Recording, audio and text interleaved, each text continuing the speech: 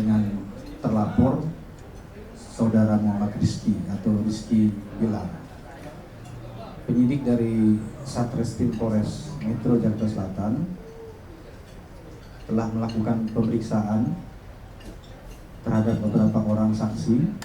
Sampai dengan hari ini telah diperiksa sebanyak 5 orang saksi, termasuk kedua orang tua Lesti. Kemarin juga sudah diambil keterangan oleh penyidik. Kemudian juga penyidik telah mengamankan CCTV yang ada di tempat kejadian perkara, yaitu di rumah Jalan Gaharu 3, tempat terjadinya tindak pidana kekerasan tersebut. Saat ini barang bukti sudah diamankan penyidik. Kemudian juga bisa saya sampaikan bahwa hasil visum terkait dengan dugaan kejadian ini juga sudah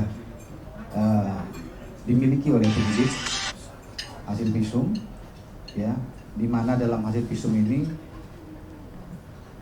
bisa saya sampaikan diantaranya adalah menerangkan bahwa satu, terdapat luka memar di telapak tangan belakang kanan disertai dengan bengkak. Kemudian yang kedua, terdapat luka memar di lengan bawah bagian depan lengan kanan disertai dengan bengkak, lebam dan nyeri, dan tidak terdapat gangguan fungsi. Kemudian yang ketiga, terdapat luka memar di siku belakang tangan kiri disertai dengan bengkak, lebam dan nyeri. Kemudian terdapat juga gangguan fungsi di situ. Kemudian yang keempat, terdapat luka memar di leher bagian depan disertai dengan bengkak, lebam dan nyeri, serta terdapat gangguan fungsi. Sehingga pada saat yang bersangkutan berobat ke rumah sakit Bunda, kita lihat menggunakan gips yang di lehernya ini merupakan akibat luka memar di leher bagian depan yang disertai dengan bengkak, lebam dan nyeri, serta terdapat gangguan fungsi tentunya di bagian leher dan sekitarnya. Iya udah, itu kan udah diserahkan kepada pihak kepolisian.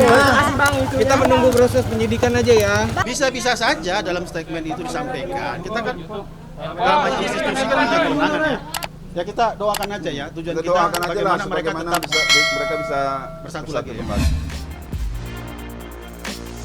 Coba saya menanggapi kasus yang sedang viral terkait tindakan kekerasan dalam rumah tangga atau KDRT ya, yang dilakukan saudara RB terhadap istrinya saudari LK ya, dan sudah dilaporkan ke pihak kepolisian ya.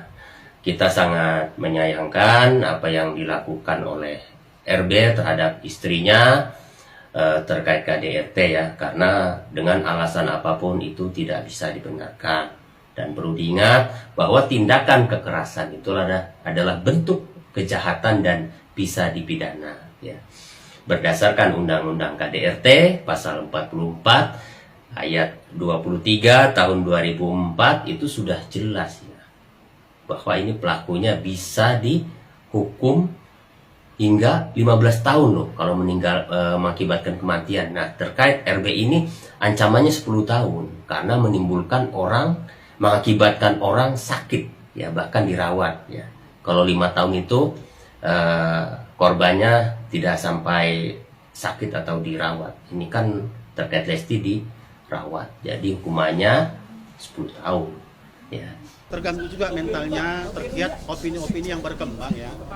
Kan dalam opini-opini berkembang itu kan seolah-olah kan dia itu kan diposisikan yang bersalah, sementara beliau belum menggunakan pembelaan dalam publik. Kita bisa lihat sumber dalam masalah ini kan hanya dua yang bisa berbicara, Lesti maupun klien kami, yaitu Rizky. Pada hari ini kita lihat Rizky belum pernah berstatement, Lesti belum pernah berstatement. Kok ada berita-berita yang berkembang liar gitu ya. Nah, oleh karena itu nanti dalam pemeriksaan berikutnya ketika itu sudah tuangkan dalam BAP, kita akan sampaikan kembali persoalan-persoalan yang telah terjadi antara Lesti dengan si Rizky. Itu bukan soal mengakui dan tidak mengakui. Pertanyaan itu masuk dalam tingkat penyidikan. Dan ini kan dalam proses penyelidikan. Tidak mungkin saya seorang pengacara mendahului. Ya, tunggu dulu dia. Nanti saya menyampaikan pemberitaan begini, ternyata dalam BAP berubah. Kan tidak boleh ya. Saya tidak boleh mendahului keterangan klien saya di dalam BAP. Kenapa sih LK tidak sekaligus melakukan gugatan perceraian. Nah, inilah alasannya. Ya, banyak faktor gitu. Kadang orang melaporkan hanya ingin memberikan efek jera. Makanya RB itu sampai saat ini belum dijadikan tersangka, bahkan dipanggil mangkir ya, apalagi dilakukan penangkapan. Jadi banyak faktor terkait KDRT itu adalah masih masalah keluarga, masalah hati. Ya, kalau Lesti udah nggak sayang sih pastinya itu udah dilakukan gugatan cerai. Nah, itu tanda kutip itu. Ya, bisa saja karena Lesti masih sayang, masih memikirkan jauh ke depan, atau ujung-ujungnya rujuk ya, atau di belakang masih ada upaya perdamaian dari keluarga ya untuk menyatukan kembali. Itu faktor-faktor yang hingga saat ini RB belum ditetapkan sebagai tersangka ya. Nah, untuk netizen ya yang mencoba memberikan hukuman sosial itu wajar-wajar saja. Ini kan face-nya mereka gitu deh. Saking sayangnya terhadap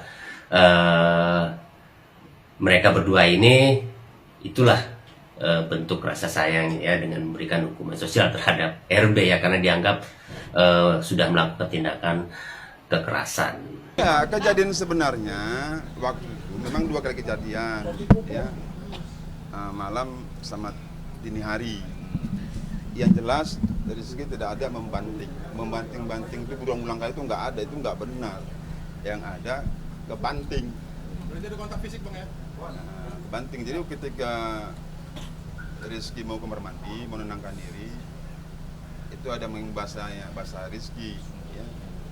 Lalu marah Rizky, ngejar, nariklah ininya, ya, putuslah rantainya. Udah, Rizky nepis. Itu biasa kan, sama lah kalau kita juga lagi marah, nepis kan, kejatuh. Jadi bukan dibanting berangkat itu nggak benar. Rizky ini kan orang kan pendiam, kita nggak bisa juga banyak bicara. Kita hanya diundang untuk memberikan surat kuasa untuk hadir kemari dan untuk menampingi dia, insya Allah minggu depan. Ya kalau saya lihat sih pertengkaran biasa aja sebenarnya, cuma hanya dibesar-besarkan. Bola biliar itu bukan dilemparkan ke Lesti begitu, dia nggak kena. Lesti ngelak itu tidak benar, hanya menggertak. Sama aja Pak. Iya beda dong. Kalau dilemparkan berarti betul. Ini kan enggak. Nah, seperti itulah. Kita lihat CCTV-nya kok. Kita lihat CCTV-nya. Jadi gini aja ya, nanti kita lebih dalam lagi ketika yang beliau sudah diperiksa.